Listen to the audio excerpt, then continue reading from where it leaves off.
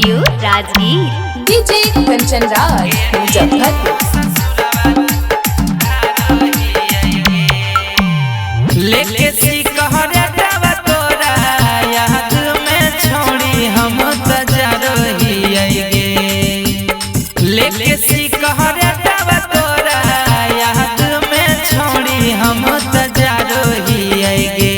हाँ हाँ जा रहिएगे कि जब से गेली तू ससुरवा लोरवा ढारहिएगे। कि जब से गेली तू ससुरवा लोरवा ढारहिएगे।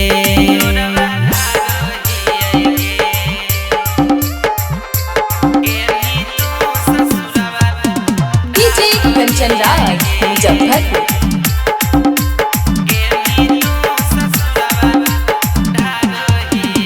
चल गेली हमारा छोड़ी पियावा के देश में। अब हम त जियो हियै पागला के भेष में।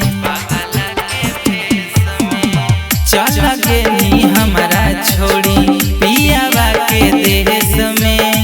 अब हम त रहियै पागला के भेष में। नाम तोर लिख के अपन हथवा बाले डावा से फारहिएगे। हाँ हाँ फारहिएगे कि जब से गेली तू ससुरवा लोरवा ढारहिएगे। कि जब से गेली तू ससुरवा लोरवा ढारहिएगे।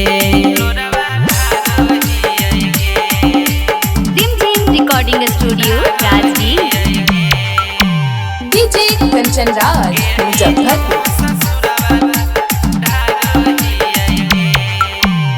यादवा वरुण के दिल से देनी तू निकाह लगे। आज लेना पूछनी छोड़ी हमर हाल चाल गे। यादवा वरुण के दिल से देनी तू निकाह लगे। आज लेना पूछनी छोड़ी हमर हाल चाल गे। तोरा बिना सुनैगे गोरी हम तया अकेले पल पल मारोहिएगे। हाँ हाँ मारोहिएगे कि जब से